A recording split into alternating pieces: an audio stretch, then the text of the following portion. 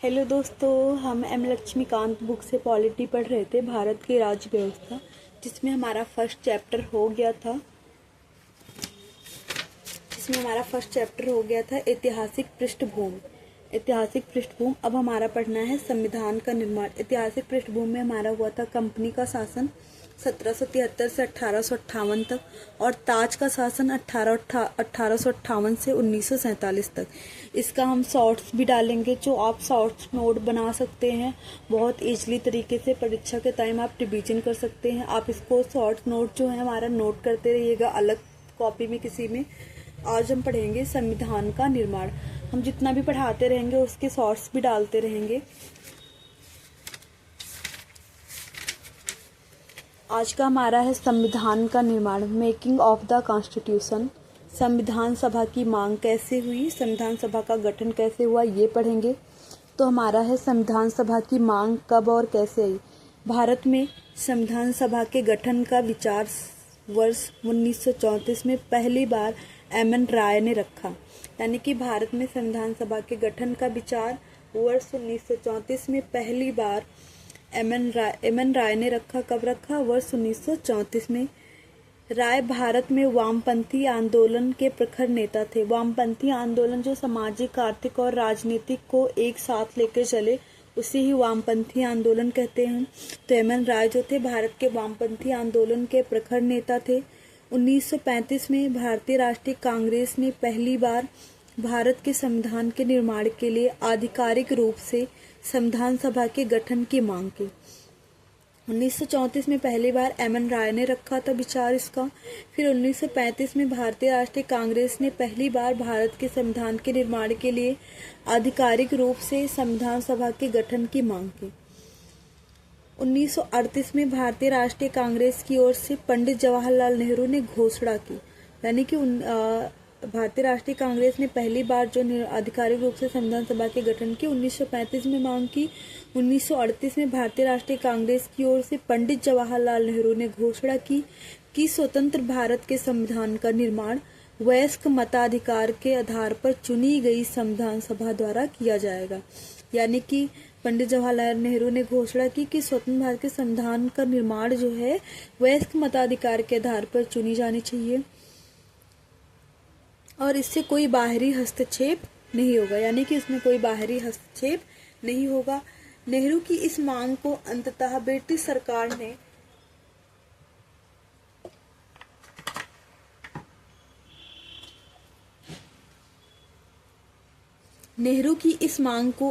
British सरकार ने सैद्धांतिक रूप से स्वीकार कर लिया। इसे सन 1940 के अगस्त प्रस्ताव के नाम से जाना जाता है। यानी नेहरू के इस मांग को अंततः ब्रिटिश सरकार ने सैद्धांतिक रूप से स्वीकार कर लिया। इसे 1940 के अगस्त प्रस्ताव के नाम से जाना जाता था। यानी कि जो पंडित जवाहरलाल नेहरू थे 1938 में अपनी राय दी थी और ब्रिटिश सरकार ने इसे सैद्धांतिक रूप से मान लिया और इसे बोला गया कि 1940 के अगस्त प्रस्ताव के नाम से जाना गया। सन 1942 में ब्रिटिश सरकार के कैबिनेट मंत्री सर स्टैफोर्ड क्रिप्स तथा ब्रिटिश मंत्रिमंडल के एक सदस्य एक स्वतंत्र संविधान के निर्माण के लिए ब्रिटिश सरकार के एक प्रारूप प्रस्ताव के साथ भारत आए। 1942 में ब्रिटिश सरकार के कैबिनेट मंत्री सर स्टैफोर्ड क्रिप्स तथा ब्रिटिश मंत्रिमंडल के एक सदस्य एक स्वतंत्र संविधान के निर्माण के लिए ब्रिटिश सरकार के एक प्रारूप प्रस्ताव के साथ भारत आए। इस संविधान को द्वितीय विश्व युद्ध के बाद अपनाया जाना था। क्रिप्स प्रस्ताव को मुस्लिम लीग ने अस्वीकार कर दिया। ये जो क्रिप्स प्रस्ताव था मुस्लिम लीग ने इसे अस्वीकार कर दिया। मुस्लिम लीग की मांग थी कि भारत के 2 स्वायत्त हिस्सों में बांट दिया जाए, जिनकी अपनी अपनी संविधान सभाएं हो। अंततः ब्रिटिश सरकार द्वारा भारत में एक कैबिनेट मिशन को भेजा गया। इस मिशन ने 2 संविधान सभाओं की मांग को ठुकरा दिया, लेकिन उसने ऐसी संविधान सभा के निर्माण की योजना सामने रखी जिसने मुस्लिम लीग को काफी हद तक संतुष्ट कर दिया। यानी कि जो मुस्लिम लीग थे उन्होंने 2 स्वायत्त हिस्सों में बांट दिया जाए इसकी मांग रखी, बट जो है इस मांग को स्वीकार नहीं किया गया और ब्रिटिश सरकार ने जो है कैबिनेट मिशन को भेजा जो कैबिनेट मिशन ने इस मांग को ठुकरा दिया, लेकिन उसने ऐसी संविधान सभा का निर्माण किया जिससे क्या कहते हैं मुस्लिम लीग भी काफ़ी हद तक संतुष्ट हो जाए। अब हम देखेंगे संविधान सभा के गठन में कौन कौन लोग शामिल थे, कितने लोग शामिल थे, वो देखेंगे। संविधान सभा का गठन कैबिनेट मिशन योजना द्वारा सुझाए गए प्रस्ताव के तहत कैबिनेट मिशन योजना द्वारा सुझाए गए प्रस्ताव के तहत नवंबर 1946 में संविधान सभा का गठन हुआ। यानी कि नवंबर 1946 में संविधान सभा का गठन हुआ। योजना की निम्न विशेषताएं थी। जो कैबिनेट मिशन की योजना द्वारा सुझाए गए प्रस्ताव के तहत 1946 में नवंबर 1946 में संविधान सभा का गठन हुआ। इसकी निम्न विशेषताएं थी कि इसमें कितने लोग शामिल थे, कौन कौन से लोग थे, वो हम देखेंगे। तो पहला हमारा है कि संविधान सभा के कुल सदस्य संख्या 389 थी। इनमें से 296 सीटें ब्रिटिश भारत और 93 सीटें देसी रियासतों को आवंटित की जानी थी। यानी संविधान सभा की कुल सदस्य संख्या 389 होनी थी। इनमें से 296 सीटें ब्रिटिश भारत और 93 सीटें जो है देसी रियासतों को आवंटित की जानी थी। टोटल कितनी सदस्य संख्या थे? 389, 296 सीट ब्रिटिश भारत को और 93 सीट देसी रियासत को आवंटित की जानी थी। ब्रिटिश भारत को आवंटित की गई 296 ब्रिटिश भारत को आवंटित की गई थी। तो 296 जो है ब्रिटिश भारत को और 93 देसी रियासत को। यानी ब्रिटिश भारत को आवंटित की गई 296 सीटों में 292 सदस्यों का चयन 11 गवर्नर के प्रांतों और 4 का चयन मुख्य आयुक्तों के प्रांतों से किया जाना था। प्रत्येक में से 4 जो आयुक्त थे, प्रत्येक में से एक एक सदस्य को। दो ब्रिटिश ब्रिटिश भारत को जो आवंटित की गई थी 296 सदस्य, उनमें से 211 का चयन जो है 292 सदस्यों का जो चयन था 11 गवर्नर के प्रांतों से और 4 का जो चयन था मुख्य आयुक्तों के प्रांतों से किया जाना था। हर प्रांत व देसी रियासतों अथवा छोटे राज्यों के मामलों में राज्यों के समूह को उनकी जनसंख्या के अनुपात में सीटें आवंटित की जानी थी। यानी हर प्रांत व देसी रियासतों अथवा छोटे राज्यों के मामले में राज्यों के समूह को उनकी जनसंख्या के अनुपात में सीटें आवंटित की जानी थी। मोटे तौर पर कहा जाए तो प्रत्येक 10 लाख लोगों पर एक सीट आवंटित की जानी थी। यानी प्रत्येक 10 लाख लोगों पर एक सीट आवंटित की जानी थी। प्रत्येक ब्रिटिश प्रांत को आवंटित की गई सीटों का निर्धारण 3 प्रमुख सदस्यों के बीच उनकी जनसंख्या के अनुपात में किया जाना था। प्रत्येक ब्रिटिश प्रांत को आवंटित की गई सीटों का निर्धारण 3 प्रमुख समुदायों के बीच उनकी जनसंख्या के अनुपात में किया जाना था। प्रत्येक ब्रिटिश प्रांतों को आवंटित की गई सीटों का निर्धारण 3 प्रमुख समुदायों के बीच उनकी जनसंख्या के अनुपात में किया जाना था। ये 3 समुदाय थे मुस्लिम, सिख व सामान्य। मुस्लिम और सिख को छोड़कर प्रत्येक समुदाय के प्रतिनिधियों का चुनाव प्रांतीय असेंबली में उस समुदाय के सदस्यों द्वारा किया जाना था। प्रत्येक समुदाय के प्रतिनिधियों का चुनाव प्रांतीय असेंबली में उस समुदाय के सदस्यों द्वारा किया जाना था और एकल संक्रमणीय मत के माध्यम से समानुपातिक प्रतिनिधित्व तरीके से मतदान किया जाना था। प्रत्येक समुदाय के प्रतिनिधियों का चुनाव प्रांतीय असेंबली में उस समुदाय के सदस्यों द्वारा किया जाना था और एकल संक्रमणीय मत के माध्यम से समानुपातिक प्रतिनिधित्व तरीके से मतदान किया जाना था। देसी रियासतों के प्रतिनिधियों का चयन रियासतों के प्रमुख द्वारा किया जाना था। देसी रियासतों के प्रतिनिधियों का चयन जो है रियासतों के प्रमुख द्वारा किया जाना था। अतः यह स्पष्ट था कि संविधान सभा आंशिक रूप से चुनी हुई और आंशिक रूप से नामांकित निकाय थी। संविधान सभा आंशिक रूप से चुनी गई और आंशिक रूप से नामांकित निकाय थी। इसके अलावा सदस्यों का चयन अप्रत्यक्ष रूप से प्रांतीय व्यवस्थापिका के सदस्यों द्वारा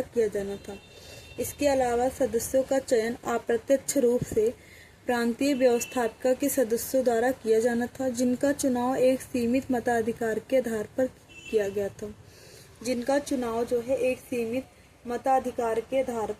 गया था।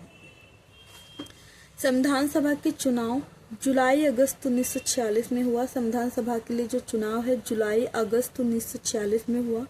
ब्रिटिश भारत के आवंटित 296 सीटों है, यानी जुलाई अगस्त 1946 में हुआ। ब्रिटिश भारत के लिए आवंटित 296 सीटों है। इस चुनाव में भारतीय राष्ट्रीय कांग्रेस को 208, मुस्लिम लीग को 73 तथा छोटे समूह व स्वतंत्र सदस्यों को 15 सीटें मिली। इस चुनाव में भारतीय राष्ट्रीय कांग्रेस को 208, मुस्लिम लीग को 73 तथा छोटे समूह व स्वतंत्र सदस्यों को 15 सीटें मिली। हालांकि देशी रियासतों को आवंटित की गई 93 सीटें भर नहीं पाई। हालांकि देशी रियासतों को आवंटित की गई 93 सीटें भर नहीं पाई, क्योंकि उन्होंने खुद को संविधान सभा से अलग रखने का निर्णय लिया। यानी कि जो संविधान सभा के लिए चुनाव जुलाई अगस्त 1946 में हुआ ब्रिटिश भारत के 296 सीटों के लिए, इस चुनाव में भारतीय राष्ट्रीय कांग्रेस को 208, मुस्लिम लीग को 73 तथा छोटे समूह व स्वतंत्र सदस्यों को 15, 208 कांग्रेस के लिए, मुस्लिम लीग के लिए 73, 15 सदस्य जो है छोटे समूह व स्वतंत्र सदस्यों को मिली। हालांकि देशी रियासतों को आवंटित की गई 93 सीटें भर नहीं पाई, यानी कि जो देशी रियासत को 93 सीटें आवंटित की गई थी वो भर नहीं पाई, क्योंकि उन्होंने खुद को संविधान सभा से अलग रखा। यानी हम स्टार्टिंग में देखे थे कि 389 सीटें थी, उसमें से 296 ब्रिटिश भारत को और 93 सीटें देशी रियासत को थी। तो 296 में 208 तो कांग्रेस का हो गया, 73 मुस्लिम लीग का हो गया और 15 जो है छोटे समूह व स्वतंत्र सदस्यों को मिली। और जो देशी रियासतों को 93 सीटें मिली थी वो भर नहीं पाई, क्योंकि उन्होंने खुद को संविधान सभा से अलग रखने का निर्णय लिया। यद्यपि संविधान सभा का चुनाव भारत के वयस्क मतदाताओं द्वारा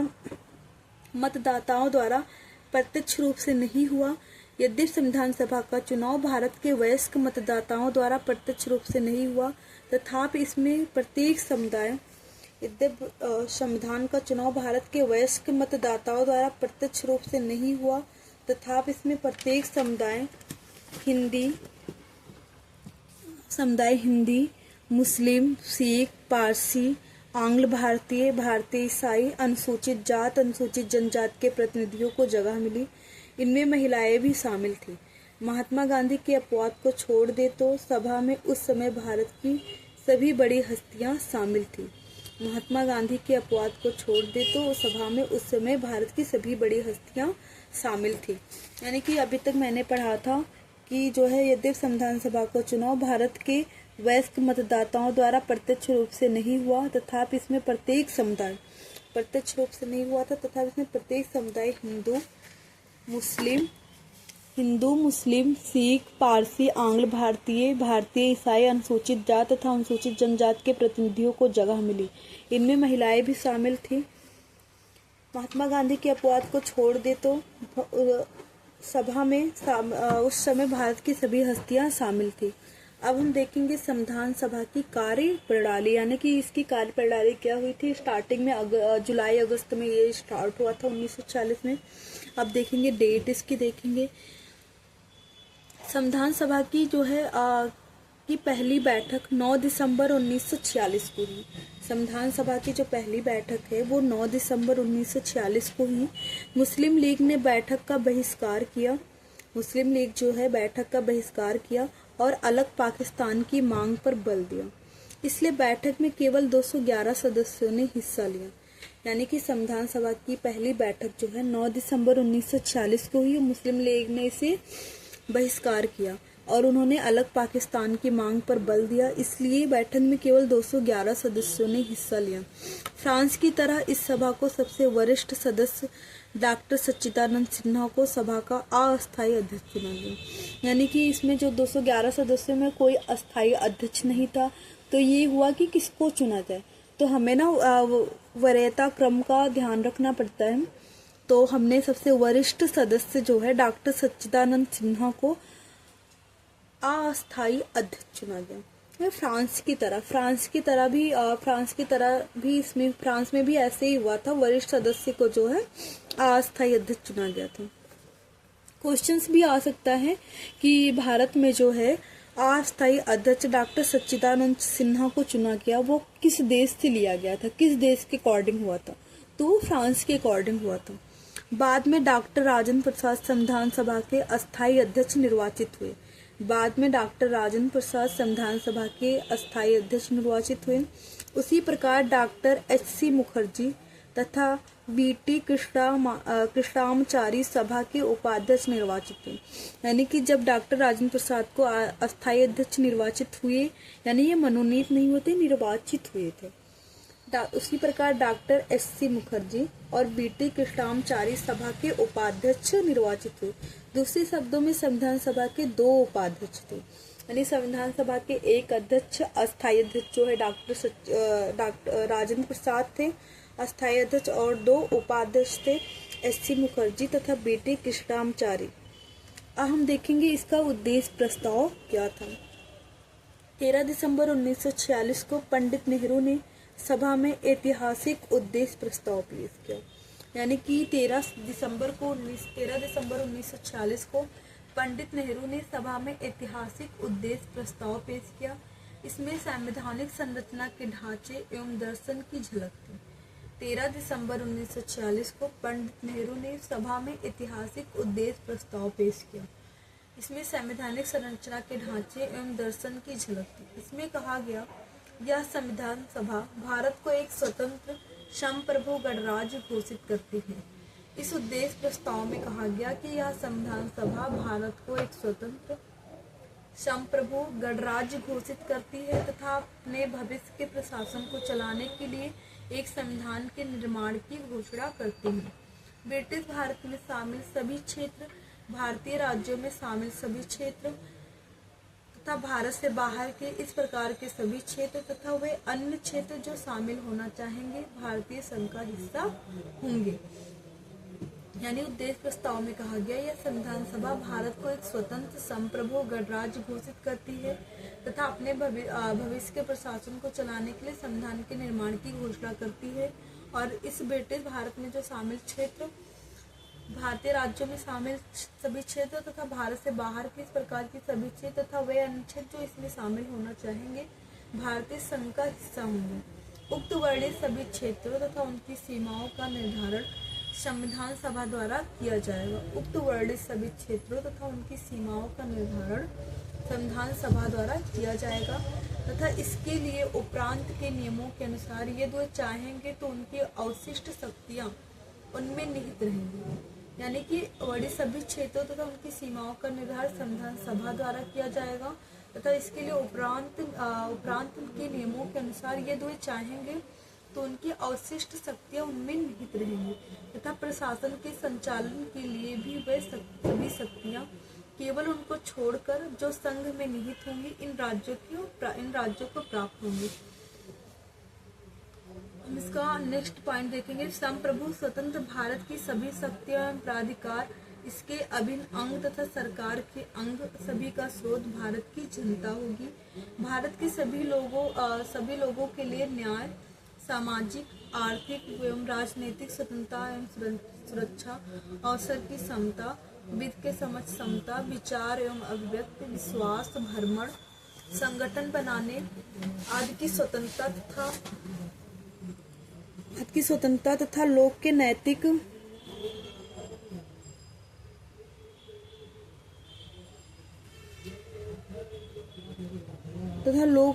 नैतिकता की स्थापना सुनिश्चित की जाएगी। अल्पसंख्यकों, पिछड़े वर्गों तथा जनजातीय क्षेत्रों के लिए पर्याप्त सुरक्षा प्रदान की जाएगी।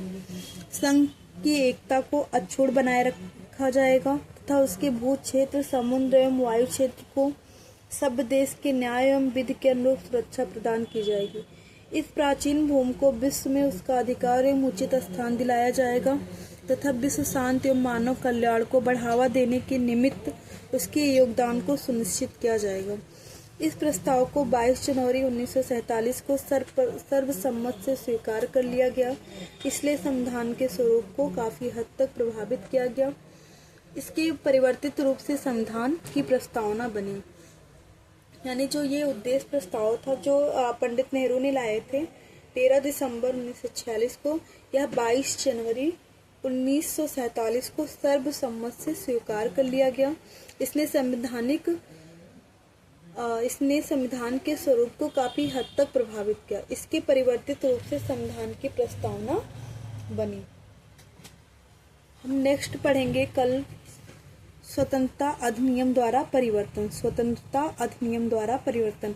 आज का हमारा टॉपिक हो गया था संविधान सभा की मांग, मतलब इसकी मांग कैसे उठी, कब किसने किया। 1934 में एम.एन. राय ने किया, 1935 में भारतीय राष्ट्रीय कांग्रेस ने किया, 1938 में भारतीय राष्ट्रीय कांग्रेस के उससे पंडित नेहरू ने किया, और फिर इस नेहरू को 1940 में ब्रिटिश ने मान्यता मिली तो इसे 1940 के अगस्त प्रस्ताव के नाम से जाना गया।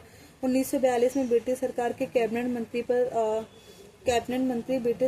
मंत्री सर स्टेफोर्ड क्रिप्स तथा ब्रिटिश मंत्रियों ने सदस्य स्वतंत्र संविधान के निर्माण की सरकार के रूप में प्रस्ताव पेश किया। फिर ये हमारा यहाँ तक हो गया। फिर संविधान सभा का गठन कैसे हुआ, कितने सदस्य थे, कहाँ से सदस्य लिए गए थे, मुस्लिम लीग की क्या राय थी, ये सारा हमने देखा। फिर हमने देखा संविधान सभा की कार्य प्रणाली। जो हमारा संविधान सभा की कार्य प्रणाली में क्या कहते हैं, पहली बैठक कब हुई थी, अध्यक्ष कौन थे, उपाध्यक्ष कौन थे, उपाध्यक्ष कितने थे, उद्देश्य प्रस्ताव क्या था, उद्देश्य प्रस्ताव तक हमने पढ़ लिया है। 13 दिसंबर 1946 को उद्देश्य प्रस्ताव पंडित जवाहरलाल नेहरू जो पेश किया था, जो 22 जनवरी 1947 को सर्वसम्मत से स्वीकार किया गया। अब हम कल पढ़ेंगे स्वतंत्रता अधिनियम द्वारा परिवर्तन और इसके अन्य कार्य पढ़ेंगे। फिर संविधान सभा की समितियां पढ़ेंगे कि संविधान सभा की समितियां कौन कौन सी थी। Thank you class.